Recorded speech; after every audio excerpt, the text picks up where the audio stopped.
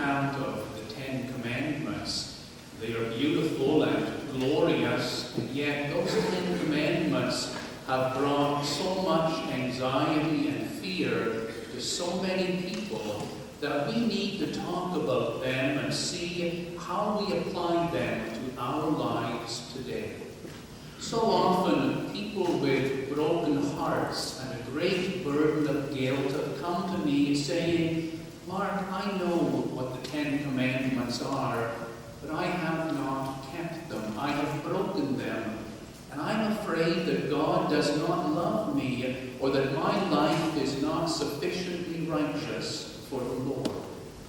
I'm amazed at the deep sense of guilt and sadness that people carry.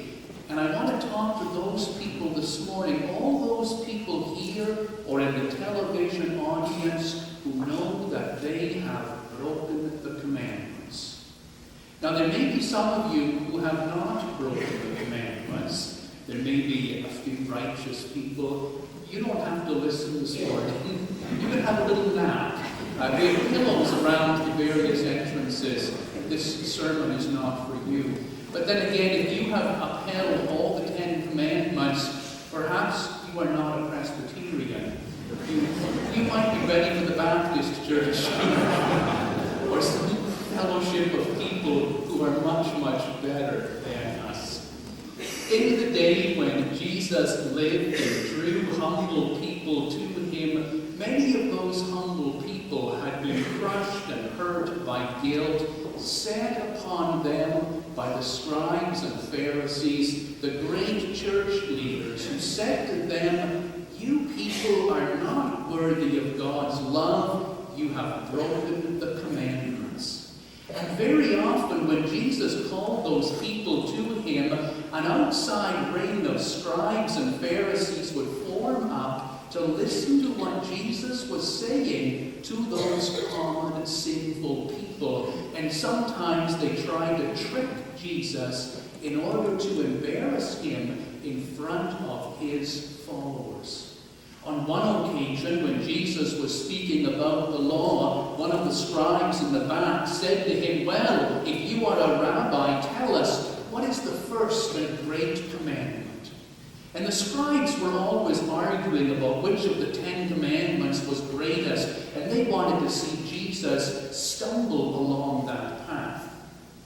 But of course, Jesus, apart from being the embodiment of all of God's love, also had been raised to be a great rabbi, a rabbi with power, and so he gave them an answer they could not contend. Jesus went outside of the Ten Commandments and before the Ten Commandments, and he said, hear, O Israel, the Lord your God is one God, and you shall love the Lord your God with all your heart and all your mind and all your soul. This is the first and great commandment, and another is like it. You shall love your neighbor as yourself. These are the two greatest commandments, and upon them all the other commandments are built. And of course he was right.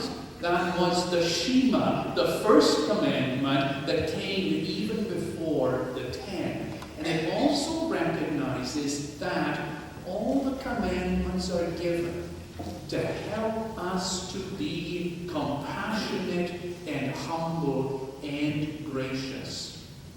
On another occasion, when the Pharisees and scribes were arguing with Jesus and his followers about who could keep the most commandments, Jesus stopped them all short by saying to them, if you have broken one commandment, you have broken all of them. And of course, when he said that, the scribes again recognized the truth of what Jesus was saying. There's no such thing as being partly righteous in the eyes of God, or perhaps fulfilling 51% of the commandments 51% of the time, and then being worthy of salvation. They knew the law. If you have broken one, you have fallen short, and you are not worthy. For those righteous and proud Pharisees, it was a terrible moment. But for all the people who knew they were sinners, it was a moment of glorious salvation and healing. God loved them not because they were righteous, but simply because God is love. Elsewhere, for those scribes who still were not satisfied that all people were beloved of God, in the midst of another argument, Jesus said to the scribes and Pharisees, if you even think about breaking the commandment, you have broken it. And once again, the righteous people were deeply saddened, but all the sinners breathed, a collective sigh of relief. God understands us. God knows who we are and how sinful we are. And God opens up his arms and receives us in spite of all our brokenness.